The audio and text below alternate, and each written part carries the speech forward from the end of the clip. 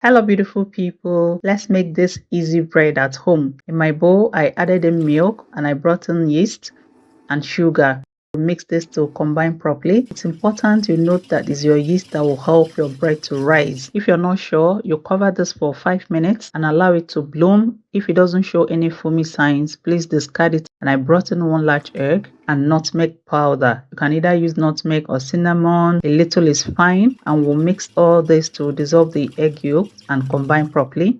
I brought in the bread flour and salt, and we'll start mixing this to form a shaggy dough. We'll keep bringing this together till all the dry flour is absorbed, and when I'm not able to turn it anymore with the spatula, clean the spatula and bring this together with my hands. I'll transfer this to the work table for easier kneading. Here I brought in butter. We'll mix this butter in to be completely absorbed into the dough. Then we'll start kneading this. Initially, this might seem sticky. Don't be tempted to add in lots of flour. You knead this for about 2 minutes, and if it's still very sticky, you'll come in with a couple tablespoons of flour to accommodate it. And if by any chance this is too hard, just sprinkle in a little water. We'll knead this between 7 to 10 minutes till it's soft and fluffy like this. You can also use your stand mixer to knead this, and we'll turn this into a ball shape and roll it nice and tight. In my bowl, I brought in oil and I brought in the dough. This will help the dough not to stick to the bowl when we're proofing it. I'll cover this and allow it to sit on my counter here between 40 minutes to 1 hour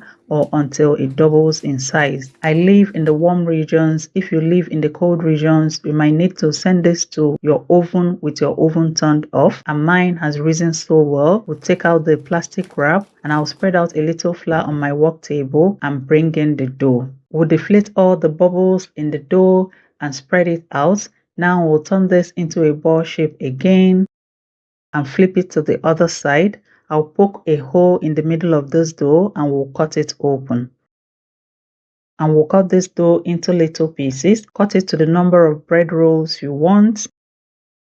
We'll turn each cut out dough into a ball shape. Observe what I'm doing. You roll this and pinch the underneath tightly. This is easy to do. Bread making is a skill I think every family should be aware of. It's not rocket science. You can also bake your own bread at home and everybody will enjoy maximally. And here is my greased bread pan. I greased this with butter. You can either use butter, oil, or cooking spray. And I brought in the dough. This will help the dough not to stick to the pan after baking. This is a very important step to take. Again, we'll cover this on my counter here and allow it to sit for 40 minutes to 1 hour or until it doubles in size. Mine has risen so well. And I'll be sending this to the preheated oven. I'll be baking at 180 degrees Celsius between 30 to 35 minutes. And here is our bread coming out right out from the oven. My kitchen right now smells so good. Quickly, we are going to take this out from the bread pan before it starts sweating.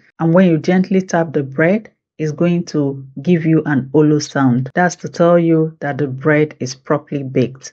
And we'll allow this to cool before cutting into it, especially if you're not finishing the whole loaf at once. This is because if you cut into it, it might deflate the bread, but that's always a tempting time. I always say that homemade recipes are the best and every meal is possible in your kitchen. I hope you learned a thing or more from this video. Remember, at Glory Homemaker, we give you value for your time. And cutting into this bread is so soft, fluffy, and delicious. Nothing beats homemade bread. The texture and the taste is different from what you buy from outside. Thank you for watching and see you in my next video.